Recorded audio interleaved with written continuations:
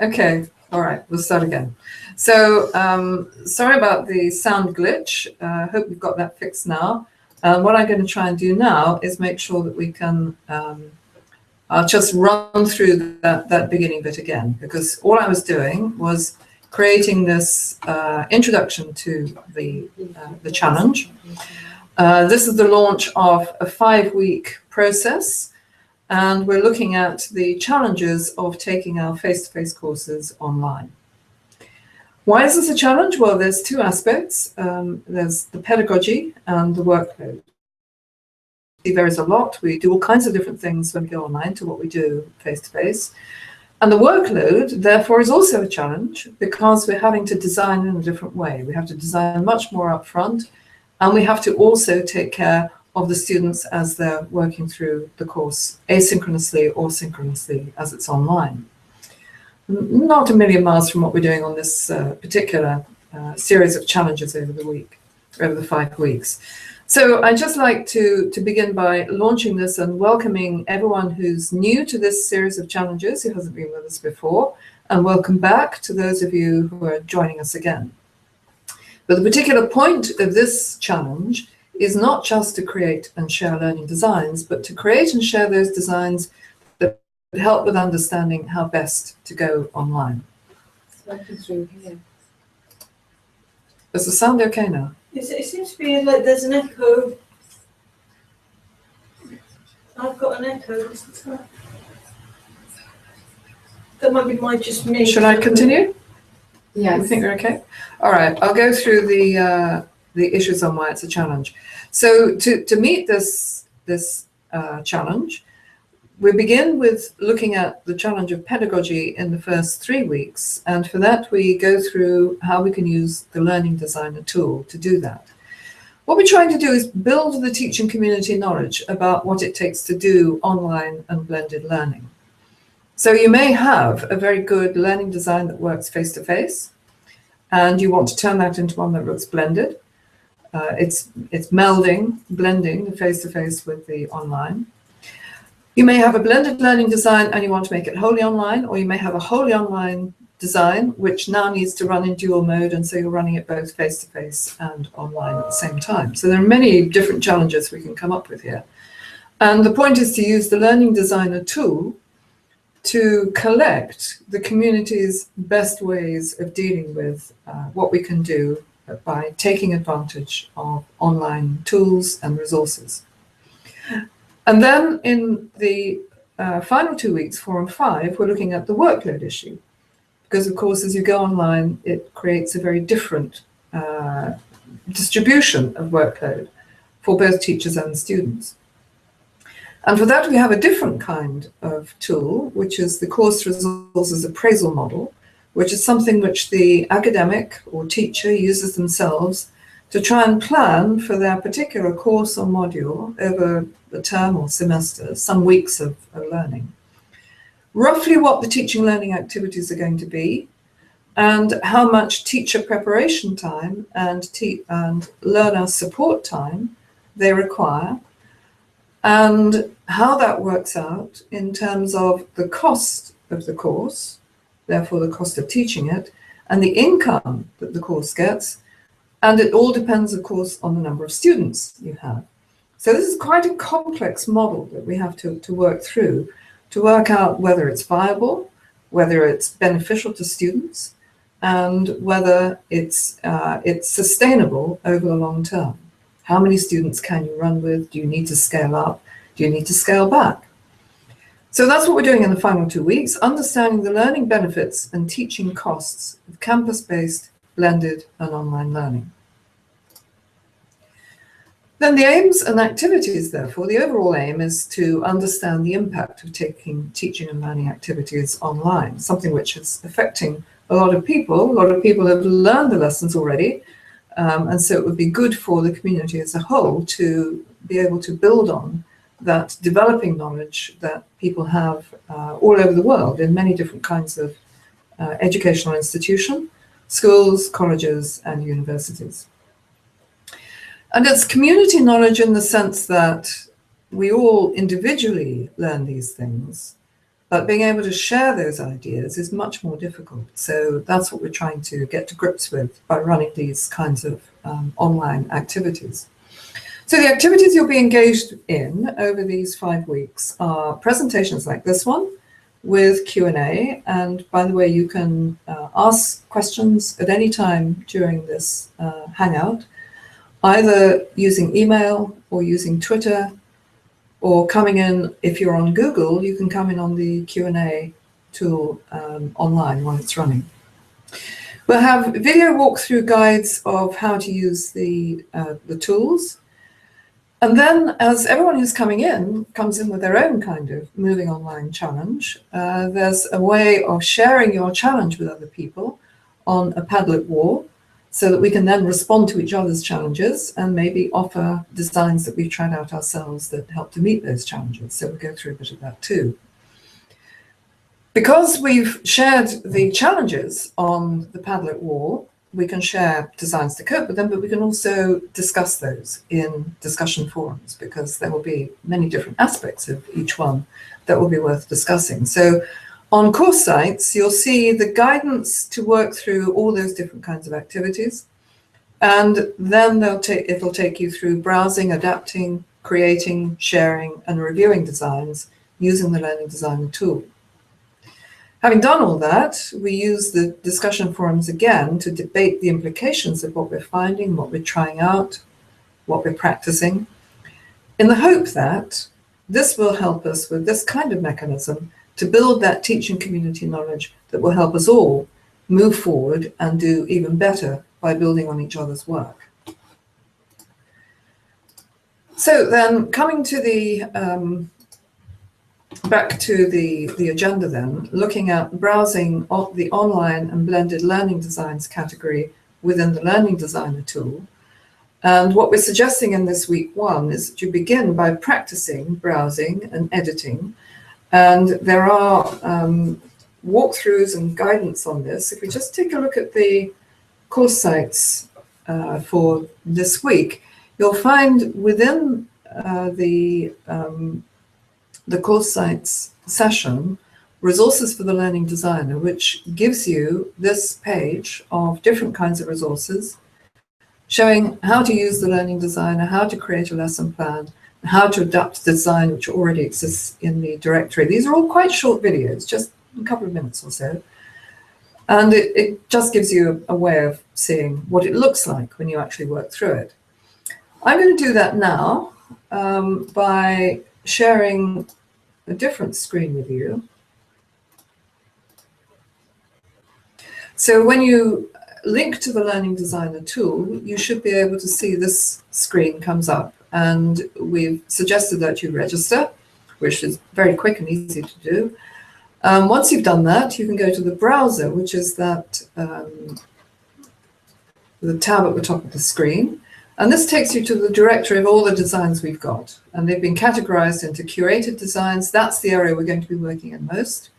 There's also those designs that fit the education sector, submitted designs from the previous challenge, and your own personal space will come up as well. Under curated designs, there are different categories. One of them is online and blended designs. That's the challenge that we're working with. So that's the way you click. And then as you see this particular group, which are special interest to us as we're working this week, the one right at the bottom is the learning design for this week. So if you'd like to see how what you're experiencing began as a design, there it is. Then there's one or two others which we've tried out ourselves in using online teaching. These two, discovery then telling, is a particular pattern for helping students understand a difficult conceptual idea. And that pattern that teaching began as a face-to-face. So that's called discovery then telling face-to-face. And then there's an online version as well. And at the top, there's show and tell your use of learning technology. That's another one that we've tried out. And the ones that I'm going to go through right now are explaining a complex concept. And there are two contrasting designs here. One is about the concept of cash flow, and the other is the concept of the water cycle.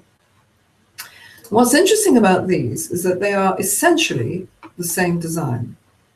That's what you get when you call up a design. So you can now scroll through this backwards and forwards, however many sections there are.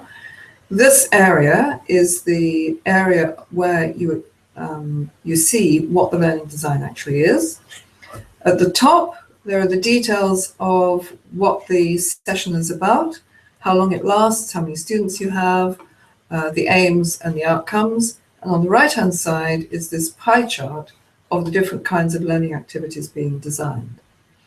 This one begins with a reading activity, and then the next section on preparing your account of the system or process as a produce activity where students have to make something, then an investigate activity where they have to use a video and spreadsheet, and then a produce activity where they make something. This is all on their own. So you can see this little icon here is a little group of students. That's what that little black thing is there.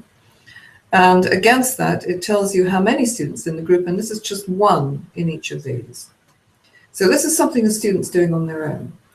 So the structure of this is to say the first part of this lesson is revising your understanding of the system or process, in this case, about cash flow. The second stage is to prepare your account of the system. So you as an individual student are working on your own account. And then you collaborate in groups of 3. So here the group size is raised up to 3. And there's a collaborate activity, a discuss activity, and then a produce activity where you're producing your design as a screencast to share your group's idea of how they've presented the idea of cash flow to the class.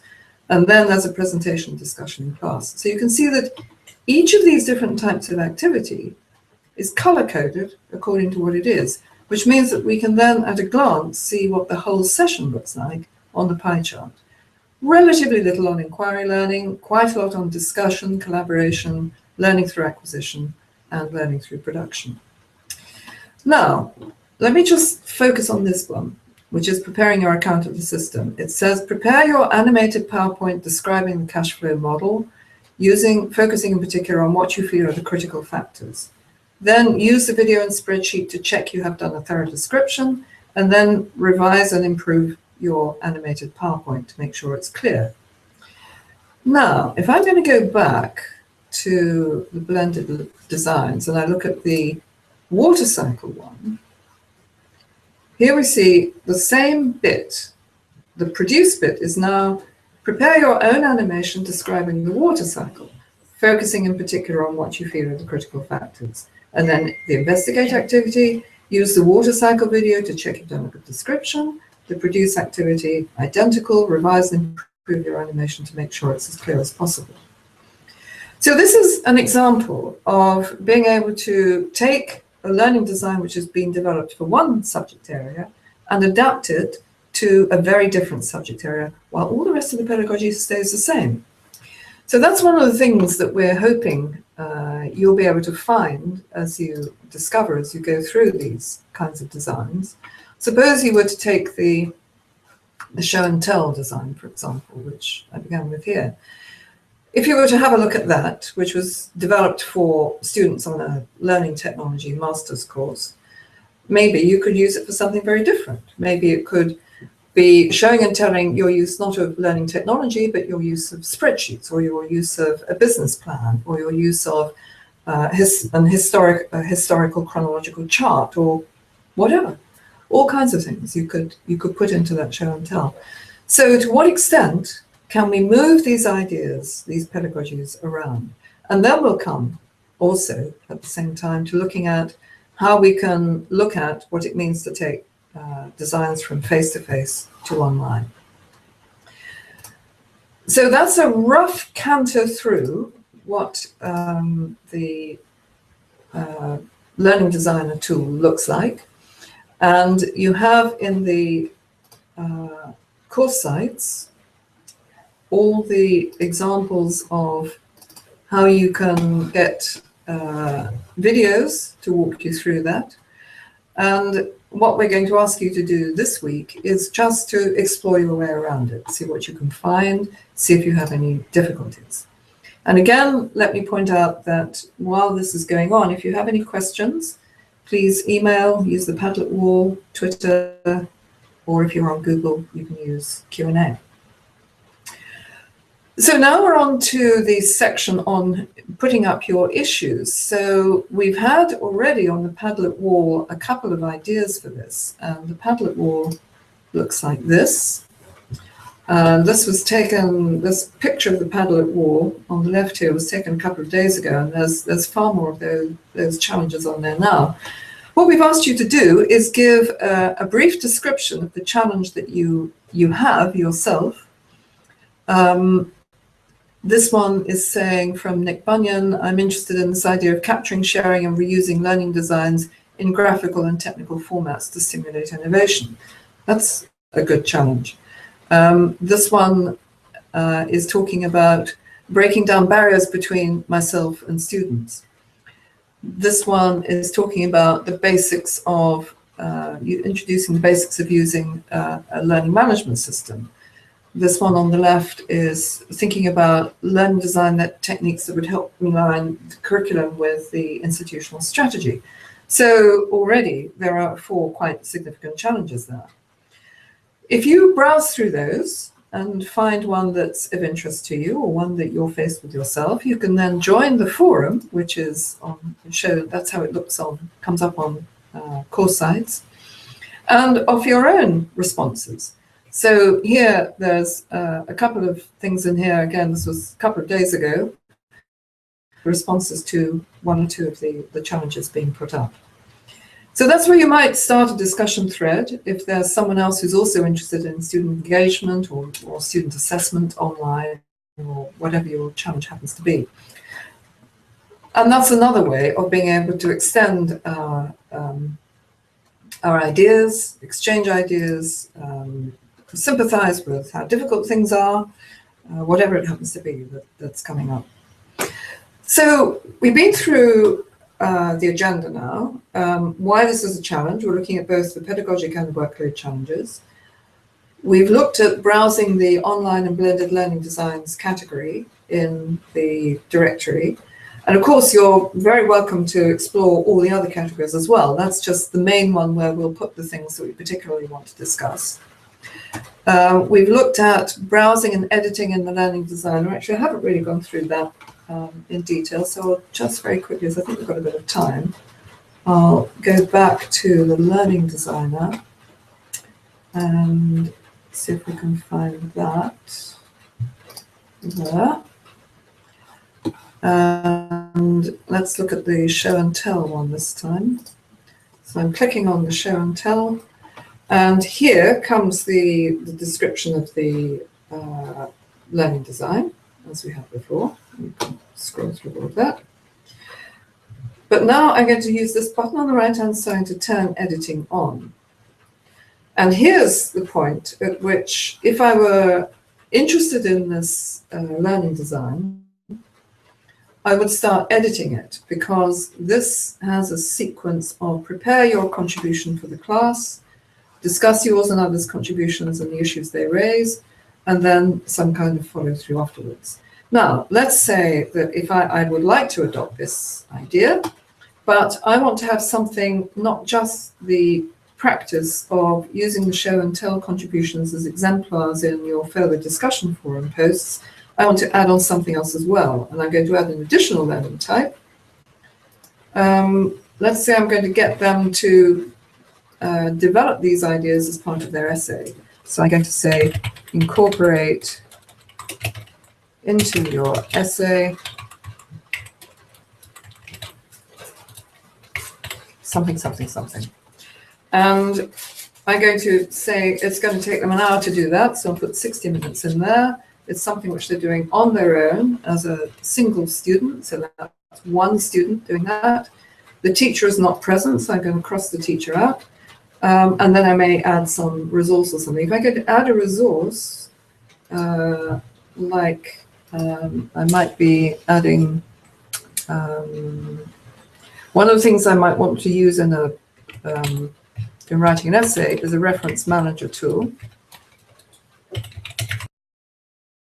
and I'll give them the URL, which I don't actually know, in rubbish, to EndNote or something of that kind. So then I've added that resource so that anybody else who's looking at this can see, so what resource is added in here? A reference manager resource. So I might call that a produce activity, or I might turn it into a collaboration activity where they work together, work in pairs to incorporate, not work in pairs, that would be nice, but work in pairs to incorporate, and then I change that to 2. So you can change all of this existing text. You can, this I might say, share and comment, so on and so on. I'll change that as well. Then I might also want to add another TLA with some kind of title here, reading, watching, and listening, but I might decide that's going to come before this one, so I can drag it there, put it here, and I might decide that activity is going to come after this one. Ooh, that's going to be a bit strange. This does work quite oddly sometimes, but usually you can persuade it to do what you wanted to do, and now I've put that practice activity into here. Okay, so all I wanted to show with that is that you can mess around with what you have on the Learning Designer when you adopt an existing pattern. You can change it, you can edit it, you can do whatever you like with it. And then save it and export it as one of these kinds of designs, and then you and others can import that same design. And all of those will be collected in the online and blended learning designs category throughout the week. I'm going to pause and just see if we've got any kinds of questions or comments coming in. We just had some nice comments saying that they thought the videos were very clear, so I'm very pleased with that. That's very good. Yes, clear videos. That's great. Yes, well, that's terribly important because they, you really do need to see how it's done. And this will be this Google Hangout will be available as a recording, but of course, watching me rush through it quickly won't be nearly as good as watching the videos, which are pre-prepared. So that'll be much better. So the task for the remainder of this week is to look at the Padlet wall, decide which challenges you're interested in, respond to the challenges in the discussion forums, and then go to the Learning Designer.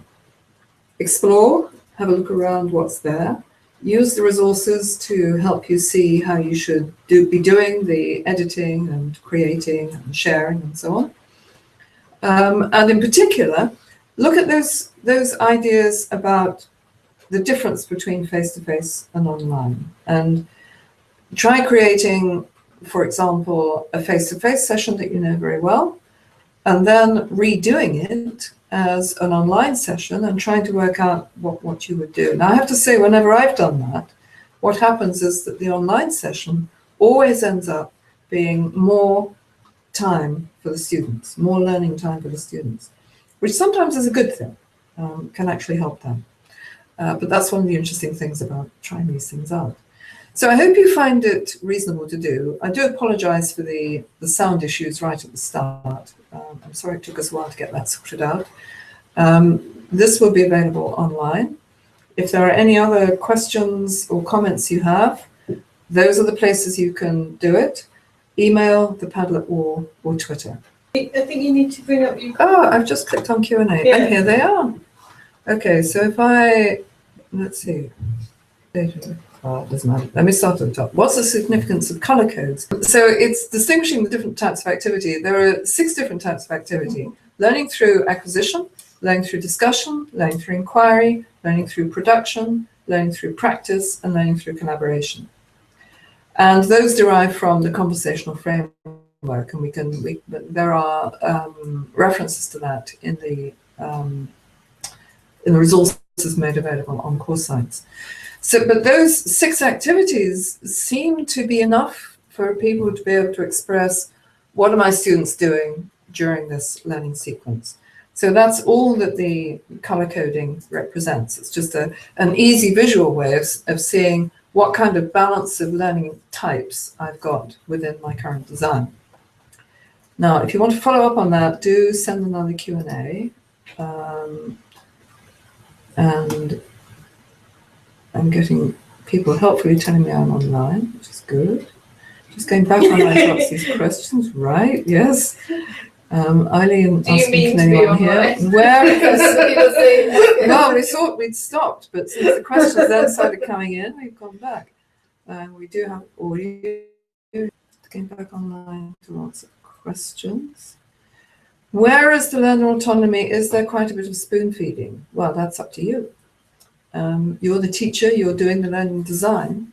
So if you want your students to be working collectively on their own, I mean, most of the activity that I was describing in the explain a system or concept design, for example, was about getting the students to do most of that work on their own. If you look at that pattern, you'll see that the teacher is not present for most of the time. They're setting up, supporting the independent learning of the students. Now, I don't think that's spoon feeding. I think that's making sure that the students use their time well.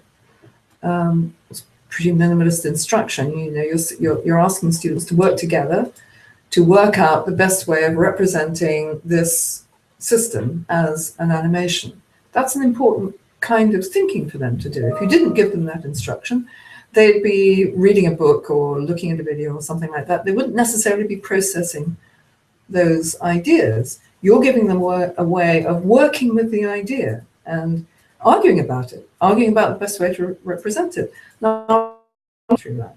So I don't think it's spoon feeding for a teacher to be working out what's the best way for a student to tackle trying to understand this idea. It's our responsibility to do that. So do come back on that if you want to. Then this one is where did that go? Oh, I lost it. Okay, I'll do this one then, which is just continue on from the previous one. I think so. Right. Was anyone watching the Hangout to answer the question? I think yes. there was a bit of a delay, so we didn't see the questions until now. But so we'll be aware of that next time. Yes, there's quite a long delay. And this one says, did you get my email about Boulder? Did we? Email about Boulder? This is from John Harmon. Did you get my email about Boulder?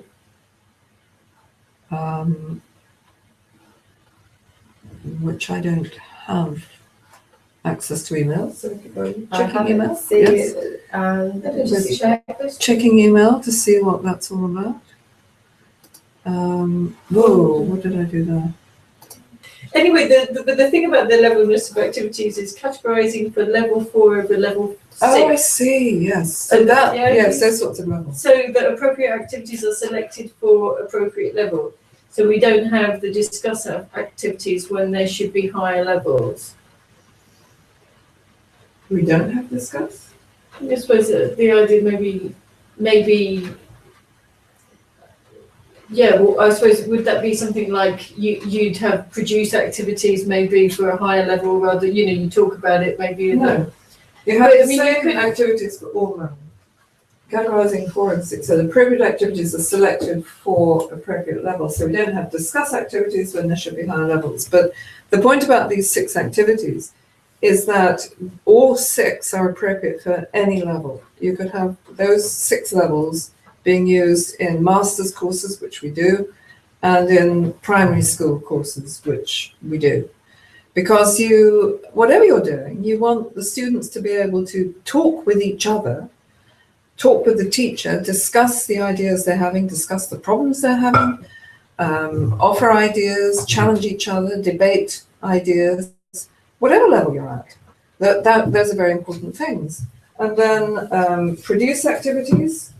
Equally, you want people to be producing, it might just be a writing exercise if you're learning how to do handwriting for the first time. It might be an essay if you're doing a master's course. So they're meant to be generic and doing working as well, whatever level of education was speaking about. I hope that helps. But again, do come back if you want to tussle about. Yeah, it's interesting. There's quite a few questions around this whole idea of levels, and I suppose that it's about the outcome, isn't it? The outcome. Oh, they're hearing you. Yeah, I think so. Good. Okay.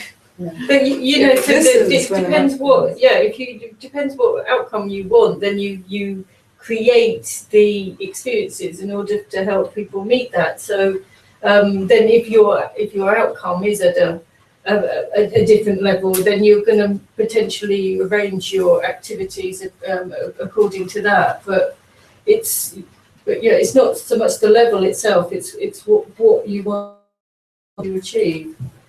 Yes, it's what you're expecting them to be able to do. What kind of discussion? What kind of production? What kind of investigation?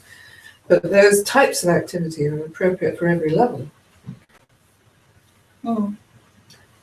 This is a question about, it's a question about how much time the course is going to be over each week. So that's from Niall Watts.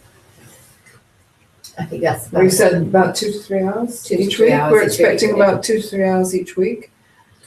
Which includes the live event. Yeah. And we created a learning design. It's in the week 1 materials, and so you can see the different elements. If you're familiar with the tool, then it won't take you as long as people that have never come across the tool, obviously, before. So it is between 2 and 3 hours. We know everyone's really busy. Learning objective or how easy is it to flag that an activity is related to a learning objective or outcome, and can you predefine outcomes in the learning designer? Well, you can put your learning outcomes there, and you can attach them to Bloom's taxonomy. You can't say this activity is related to that outcome, but I suppose you could name your TLAs, whatever you like, to communicate that maybe this set of learning experiences is related to a specific element of your of the outcome. Yeah, sorry, Eileen. But Patricia has said, that there is a big difference between the learning designer, the approach the learning designer takes, and approaches that just talk about learning outcomes. Is that it helps you create the experiences that students are going to go through in order to meet those learning outcomes, and so that you can know that those outcomes really will have been met if people go through those learning experiences. Okay. Is the platform free, and how does it integrate with BLEs? Well, it is free, isn't it? And it does integrate. Yeah. And we do have some integration with BLE, because we have got it to be able to export as a IMS common cartridge, so which will enable people to upload that into things like Blackboard or Moodle or anywhere that you can do that. At the moment, Moodle's got a bug that stops you to uploading the common. Well, it doesn't come through quite right, and so we've kind of put that on hold a little bit. We need really to find a way for it to work around that problem. But that is the aim of that's part of our aim, is to try to get that integration with the BLEs. Isn't it, Diane? Yes. We're close. We did it with Blackboard, but not with Moodle completely yet. Okay, so here's one saying, being online is therefore more defined than a classroom of students and a tried and tested experience. Challenges of justifying that to quality assurance teams, even though this may not be the case face-to-face. Yeah, so that's a very common problem with going online and using technology, is that it exposes to scrutiny all kinds of issues that are never exposed to scrutiny in traditional face-to-face models. So this particular issue about, we've had justifying that, the fact that it's a more defined experience than the classroom experience. I'd have thought that was a good point for Q&A, because it's much clearer when you set out in Moodle or in the Learning Designer exactly what you're asking your students to do. Or as you can see on course sites, I mean, we've got quite explicit descriptions about what we're doing this week on the course. So that's a good thing. That can be analysed, improved, commented on by other people. It's a bit like having a journal paper, and that's one of the analogies we have for using shared learning designs of this kind, is that you can begin to have the community peer critiquing its own work and working a bit more like in a scholarly and professional way. So that should be good for quality assurance. It shouldn't be bad, really. So other questions coming up? We've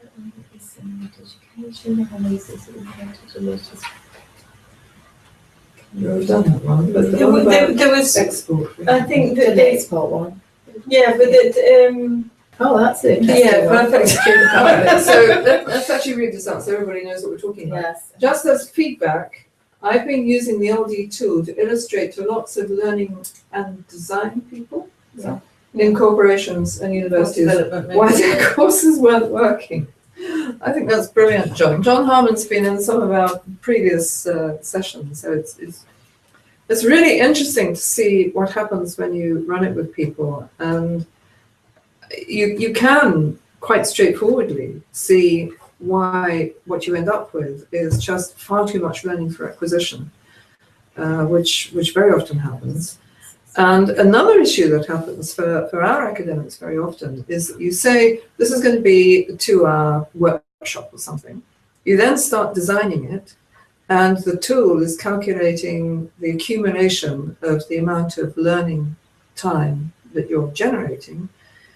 And then you suddenly find you created 3 hours or 4 hours when it was meant to be 2. So it shows how hard it is, actually, to really make sure that you're using the students' time well. It's a reasonable distribution, it's not too much work, and you're aware of how long each thing takes. Then, of course, you've got a record of what you've designed.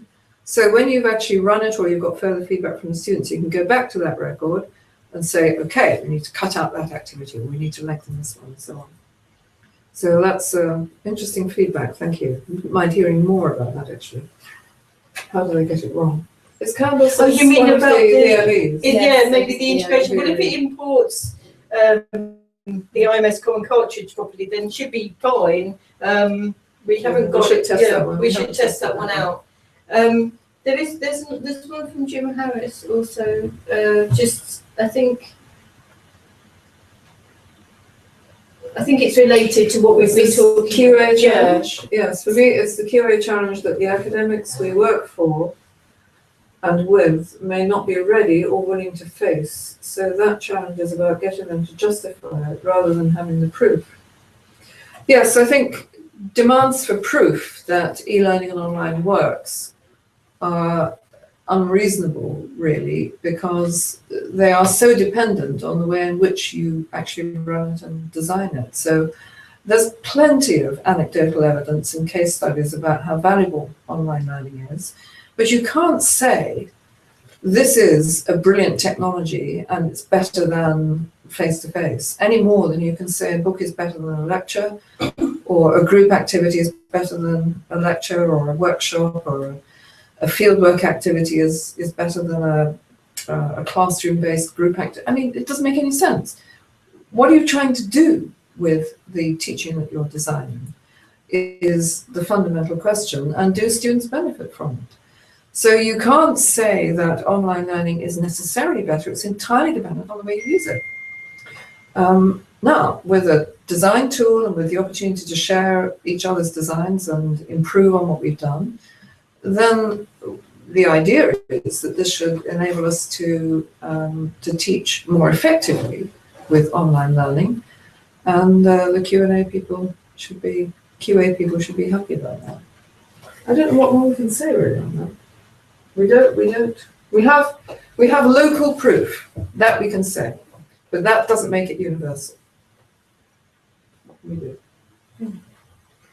What about 3 minutes before the session ends The best way to illustrate in terms of a breakdown of their content by deconstructing, I've learnt more about constructing designs.